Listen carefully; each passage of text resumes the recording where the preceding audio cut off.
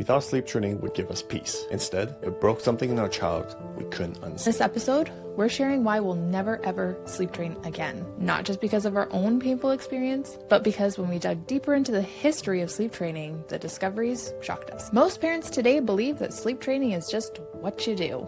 That if your baby can't sleep through the night by a certain age, something's wrong with them or with you. On top of all of the damages of sleep training, we'll be sharing the solutions we'll be using to undo the damage and the surprising results we're already seeing. To understand where that belief comes from, you have to go back to the late 1800s to a man named Dr. Luther Holt. He was one of the very first pediatric experts in America. In 1894, he wrote The Care and Feeding of Children, a book that told millions of parents to treat infants with discipline, structure, and distance. He advised parents not to hold crying babies, not to comfort them too often, and to enforce strict sleeping schedules, no matter how distressed the child was. And then came the Rockefeller Foundation, a powerful organization with the money and influence to turn Holt's ideas into global parenting norms. They backed his work, embedded it into medical schools, hospitals, public health institutions, and quietly helped them reprogram how entire generations would raise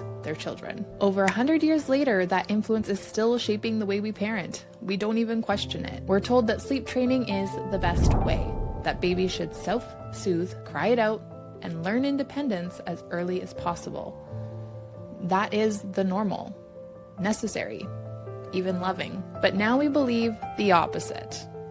We believe sleep training may be one of the most harmful things you can do when developing an emotionally resilient child. Not because we're sentimental, but because we lived it. And the science, the history, and the heartbreak back it up. So in this episode, we're pulling back the curtain on the system, the businesses, and the beliefs that have shaped how we parent today. And now, we're choosing a more primal path, one rooted not in control, but in connection. We're the parents of 3 beautiful girls, Peanut, 3.5, Little Lady, 1.5, and Munchkin, our newborn. Since 2020, we've been challenged with many things, leading us to question the world we currently live in, and since then, diving into the depths of parenthood and becoming the best individuals we can be for our children. We are the Raw Parenting Podcast, growing as parents through deep and real conversations in order to raise healthier children. Hey guys, we want to talk to you about the danger of sleep training. Learning about this has really changed our whole perspective on sleep training and leads us down a more rabbit hole of what is parenting? What more are we being influenced by a powerful organization? And we've kind of lost our primal ways of doing things. So today we'll be talking about just the danger of sleep training. Hey everyone, just want to give a little context for the following point. We want to talk about the potential side effects of sleep training, particularly how it might impact a child's secure attachment.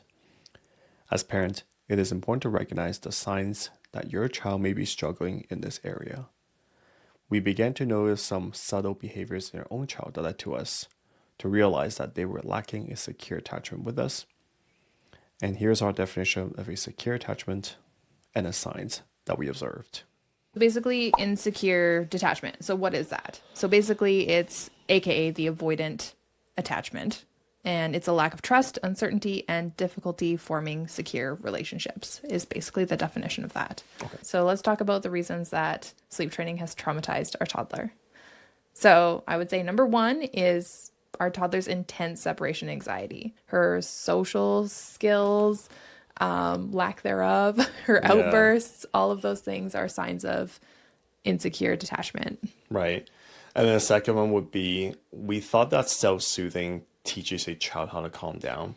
But if self-soothing is used the wrong way, it actually doesn't teach resilience at all. But it teaches them that no one is coming for you.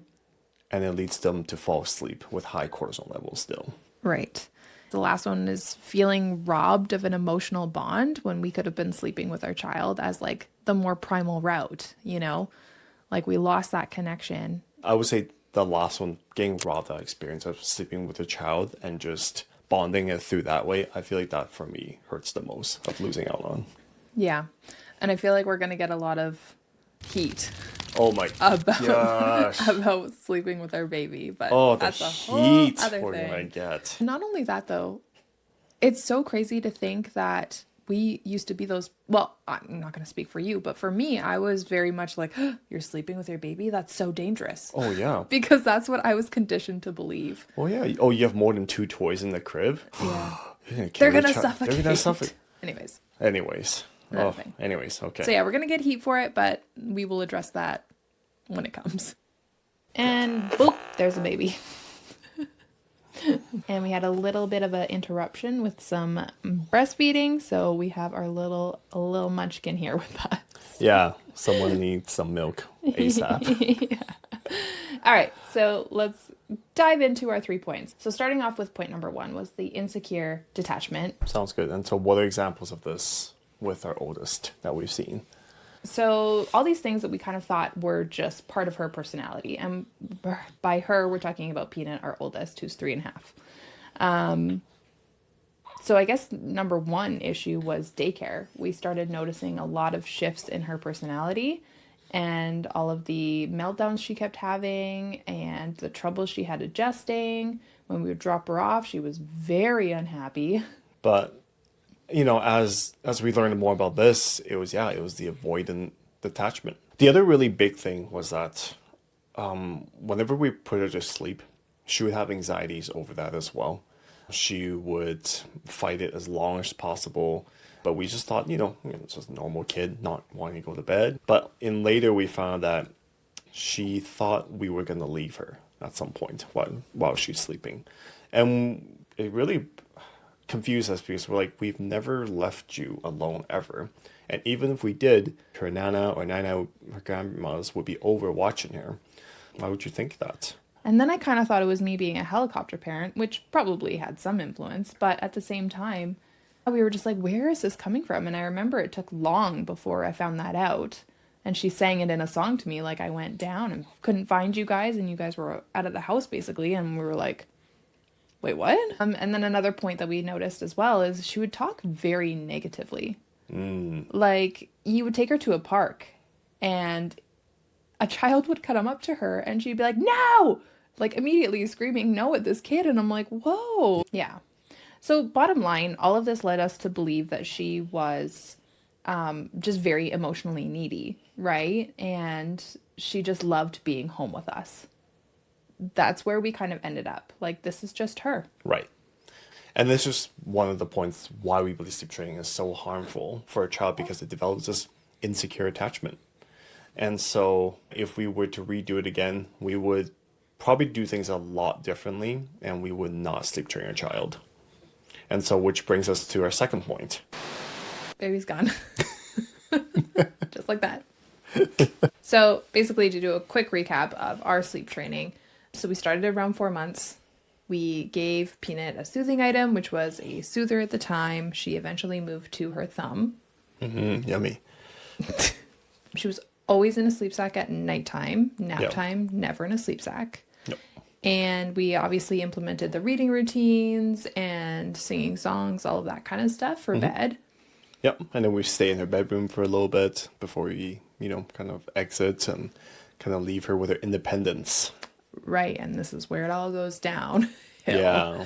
Well, we started doing the method of letting her cry for about 5 to 7 minutes, I would say. It was never anything longer than that. And the specific method that we use was called the Ferber method. Yeah, the closest, I guess. Cry it out Ferber kind of Hybrid. situation, maybe. I don't know. Yeah. But yeah, so we did that, but it was never like longer periods of time. It was always just about 5 to that 7 minute mark. So we would go in. If she cries for 5 minutes, we would go in. We would try to calm her.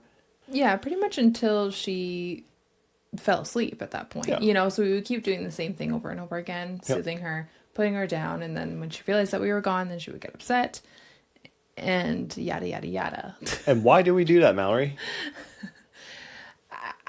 We didn't know what else to do. That was like the norm. You just sleep train. That's just what we knew, right? Yeah. It was just something that society has implemented into everyday parenting. I don't know. It's pretty much. I don't really have an excuse aside from That's all we knew. it's all we knew at the time. Yeah. Yeah. Yeah. So in our minds at the time, it was very much for her, Yeah. It was more for her. Yeah. And we didn't think of it as selfish. We thought of it as, well, this is a great time for her to start sleeping through the night and for her to build independence, Yeah, right? exactly. That's the big word, the Yeah. independence. And that's the thing too, right? We think kids are really, really tough, right? They always instill that into us. Kids are resilient from day one. They can adapt to anything. They're really, really tough. Definitely what we've learned is that kids are not tough. Yeah. They need you to be there. They need you to coach them through a lot of stuff. And it just doesn't take a few months. Which I guess leads into the next point of the potential risk of self-soothing. Yeah, right? exactly, right? Because we thought self-soothing was a great way for them to learn to calm themselves down, build independence, and they didn't need us. So basically with self-soothing, we think like, yay, they did it. They finally can calm themselves down and they're learning. This is amazing. Yeah, they're sucking their thumb. They must be calmed down by now. Yeah, like they were able to calm themselves down by themselves and sleep soundly. And I guess to give an example of this is if your child is crying and she's been crying profusely for, like 5-10 minutes, and then she finds her thumb and she self-soothes, that is the example we're talking about. It's that, oh, nice. We believe that, oh, they must have calmed down and relaxed. Or even, I don't even know if it needs to be triggered of like a thumb sucker or something like that. I think it's just as soon as they stop crying, no matter what they do, I think people are immediately thinking, great, they calm themselves down. Everything is great. Yeah, everything's all good now. They must be calmed down. Yeah, when in fact the truth is, yeah, they're learning that no one is coming for them. Yeah. So they shut down that emotion of, I'm going to keep crying because someone's coming for me. Yeah, it's really sad, actually. It's actually like really heartbreaking. And at such a young age, they are now learning how to shut down their emotional sides. Yeah. At such a young age. Yeah. And so obviously with that, they end up going to sleep with those high cortisone stress levels that you had talked about earlier. Yeah.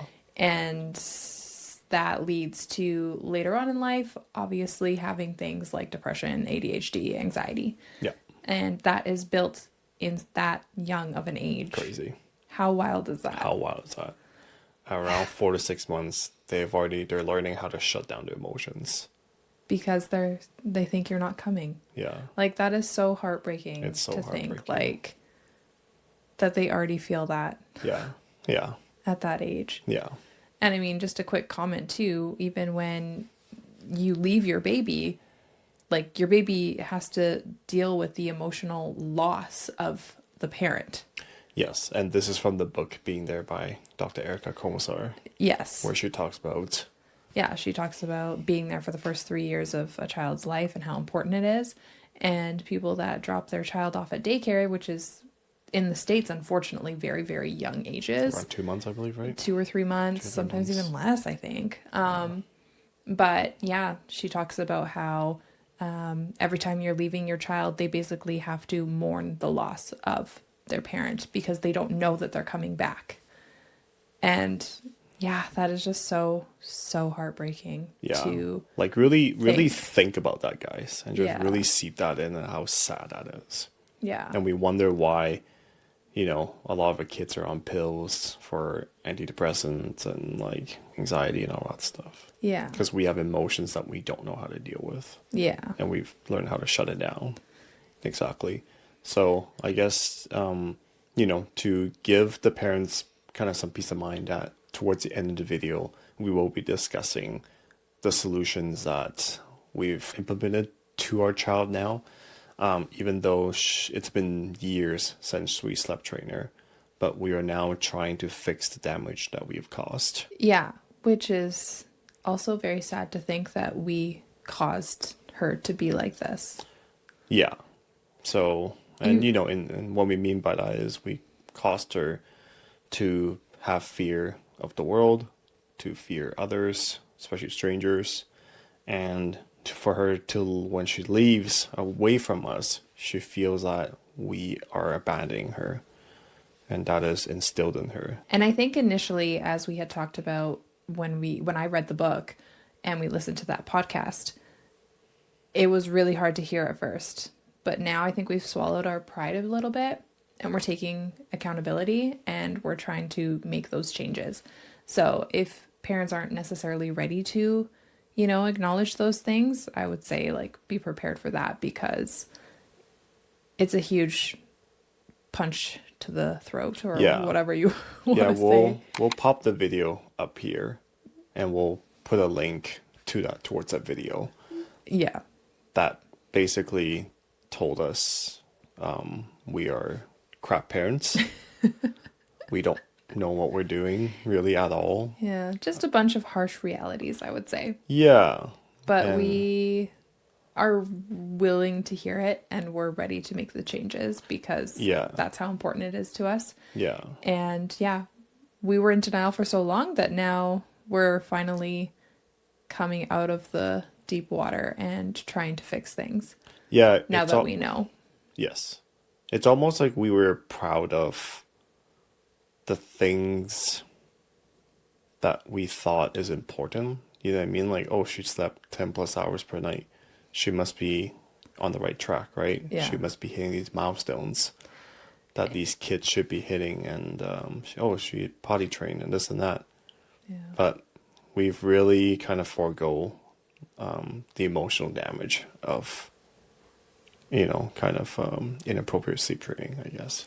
We've said this before, that we would take accountability and we would be able to admit when we were wrong. And, we were very wrong with our sleep training video that we were so proud of. Yes.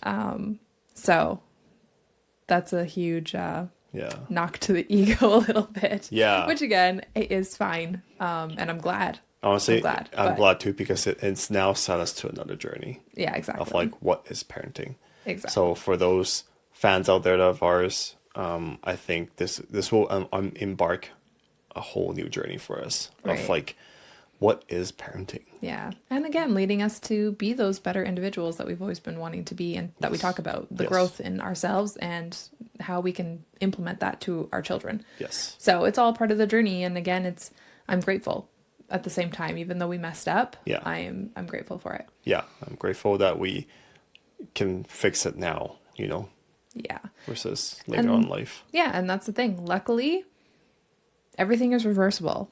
So at this point, we might have a little bit of a longer journey to help Peanut revamp her emotional needs, but it is possible. And so, so basically in a minute, we'll be talking about all the changes that we have been making and the improvements that we have been seeing so far. Yeah. But let's go over our last points of why we believe sleep training is so dangerous to kids. The last point is really more for the parents out there. I feel like us doing we're not even literally sleep training now. We're literally just kind of like, what would you even call it now? Like, what do you call this we're doing right now? So right now we are sleeping with our newborn, and we've been doing this for a few weeks now since she was born, and we're not swallowing her. We haven't introduced her to a soother yet. She literally just sleeps beside Mallory. And man, I kid you not, like seeing that in the morning and when I come into bed and see you guys, and she's just like laying beside you, you're laying beside her. Ah, man, it just makes me feel, it's just like the cutest little bundle of thing ever. And yeah, to know that we were robbed that experience with our two other kids, it definitely stings a little bit, for sure. Yeah, I am very grateful that we get a do-over, if you will. But yeah, it's heartbreaking to know that, we lost that with two of our kids. Yeah. And so I think we have been making some changes, and hopefully that'll shift things. That stage of the newborn phase and just building that bond right away is gone. Yeah, and they tell you, right, from the hospital, don't sleep with your kids, right? They tell you that, like everybody tells you that. Which is interesting, because every time I'm in the hospital, my baby is sleeping on me. Yes. Like, it's never in the bassinet, and they don't say anything then. Yeah. So let's talk about that as well. Very they interesting. tell you how important skin to skin contact is until it's sleep time. Yeah. Yeah.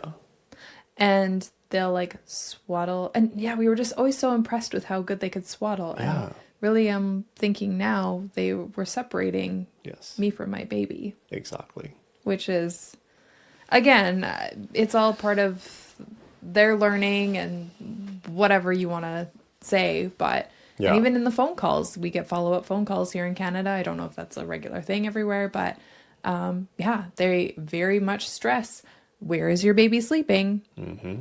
And now I'm thinking, like, mind your own business. Like, Yeah. you guys basically fall off the face of the earth after a phone call. Yeah. Like, we never hear from anybody that is in the healthcare system after a phone call.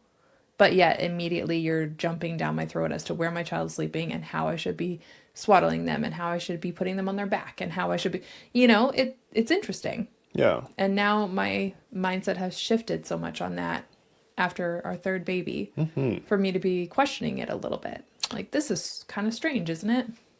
I think we have to realize how scary sleeping is to a child. Well, and that's something that we were never taught or knew about, Yeah. right? Right? Kids are terrified to go to sleep. Yeah. And so, we swallow them. When you swallow a child, it's almost like you are tricking them into thinking that they're in the womb again. Right? It's kind of like Yeah. that thought aligns, right? It's like they're more comfortable in the room, so that when they're out of the room, here is how you feel comfortable, because it's all a simulation of you in the room again. I feel like it's a lot of subconscious connection that you don't even know about. That your baby knows that you're there, you're physical. Like, when she cries, you're immediately there, and it's just, I feel like there's something about that. Yeah, and again, it goes back to that primal instincts, right? Yes. Which we have been basically taught to ignore. Yeah. Because tell me one primal animal that does not sleep with their baby Yeah. or have them super close or connected on their back or whatever the case. They don't swaddle them and tell them to go sleep in another nest. You know what I mean? The Like, baby is so close to the mom at all times, Yeah. literally hugging her every day. and I mean, I get it. We're not animals, but I mean, in a sense, we're. Yeah, but I feel like raising kids should be a primal instinct. It shouldn't be any researched, kind of like, I don't even know, like scientific. It should be primal instinct, I feel like. Yeah.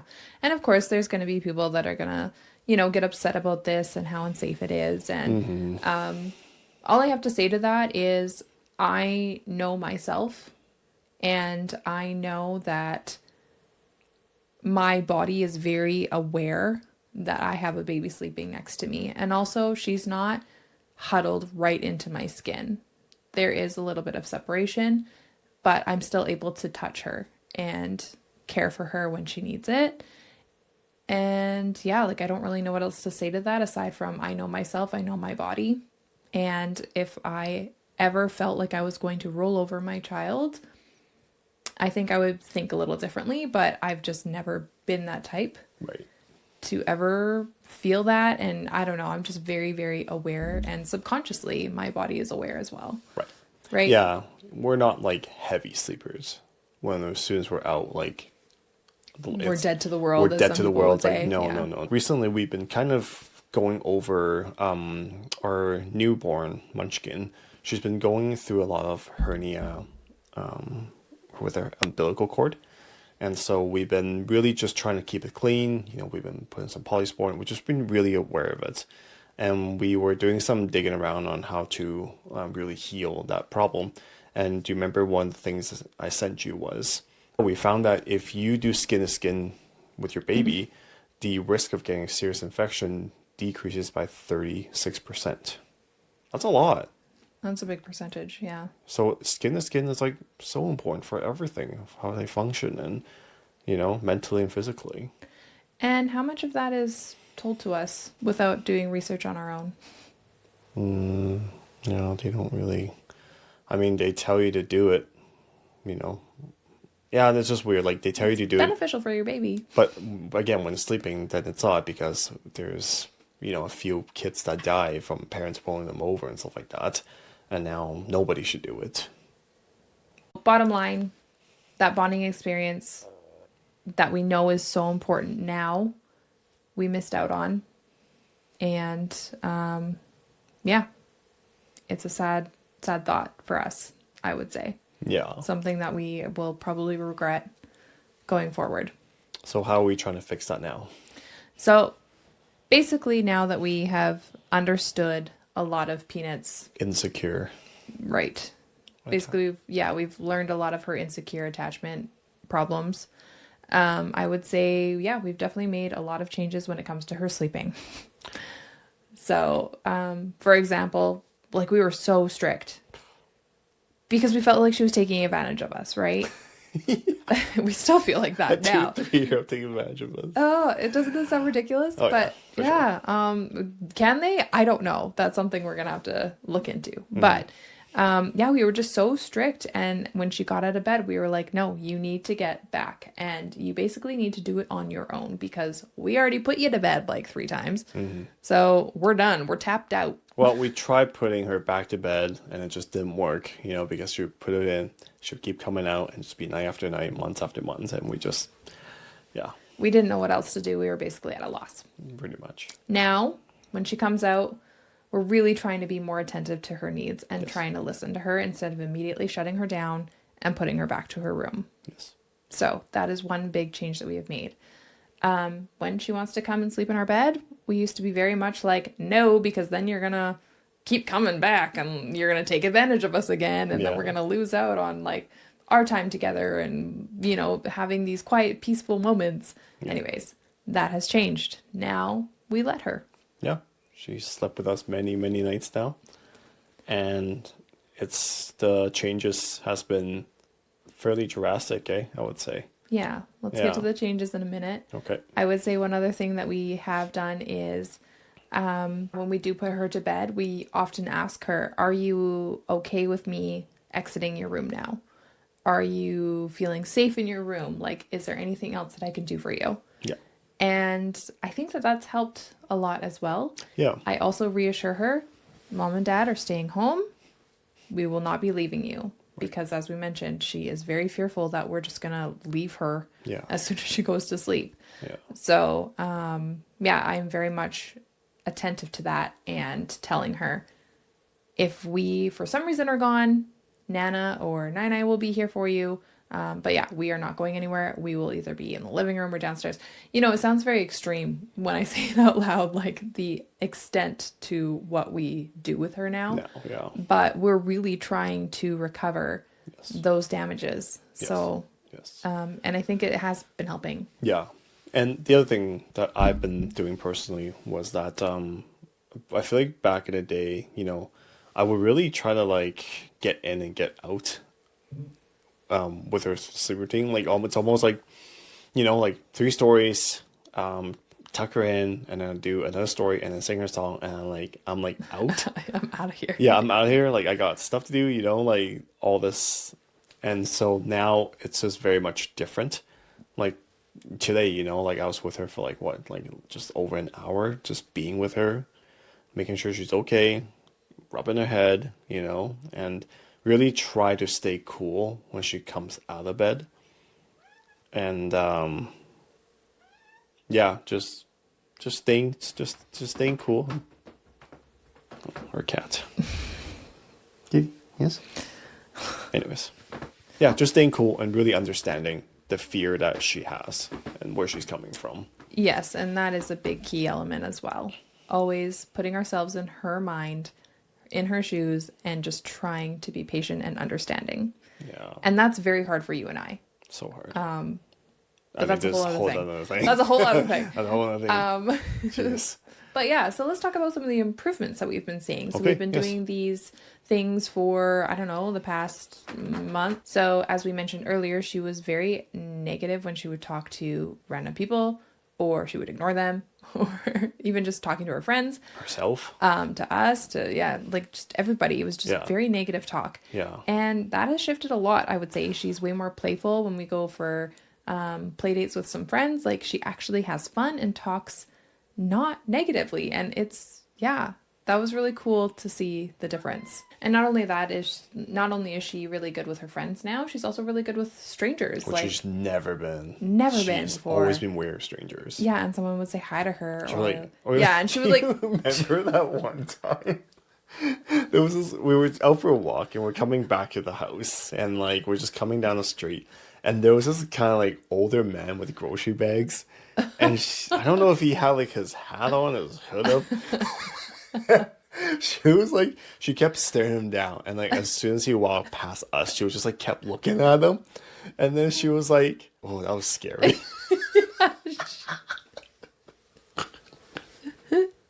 Yes.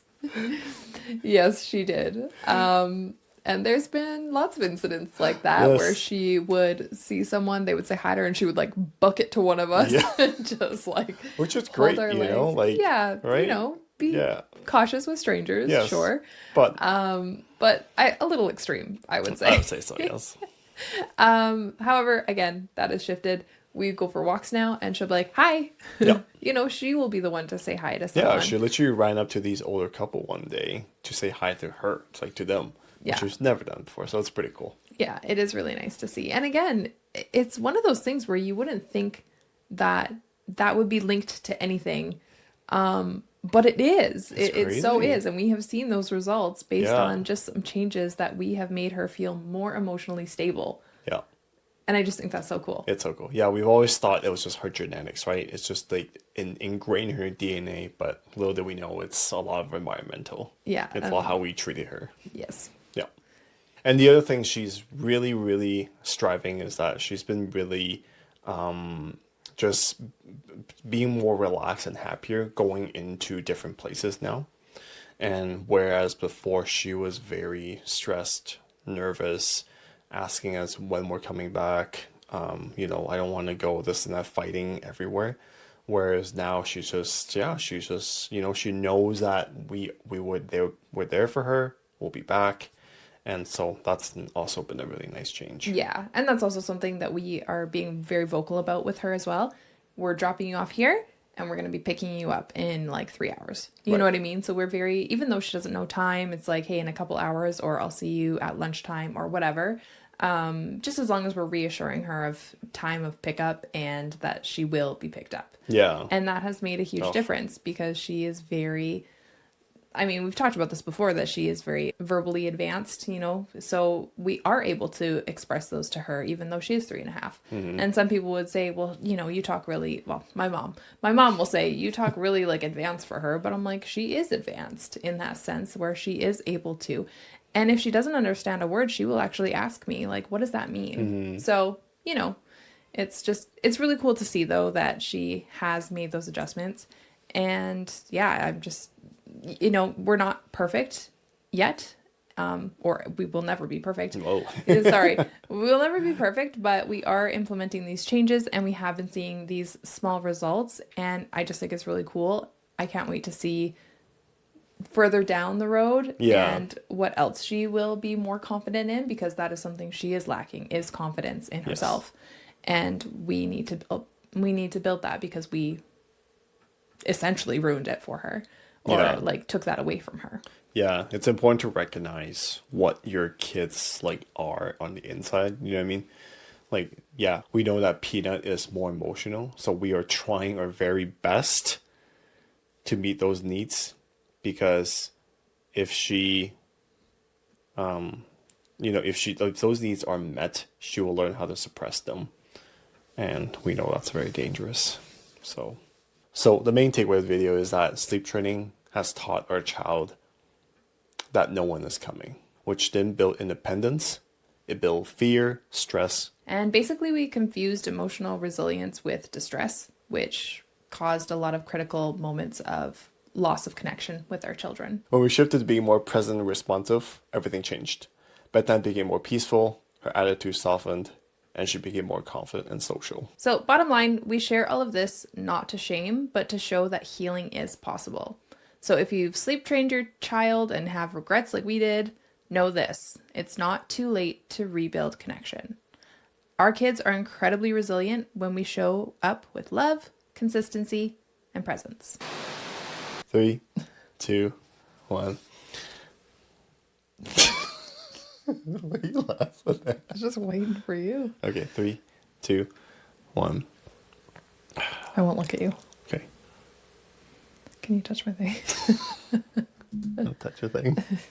I love touching your Just thing. touch it every so often. Maybe I just have my hand over it. Yeah, just Okay, 3, 2, 1. And if we're to redo it. Oh my gosh. 3, 2, 1. And if we were to redo it all over again, we would never.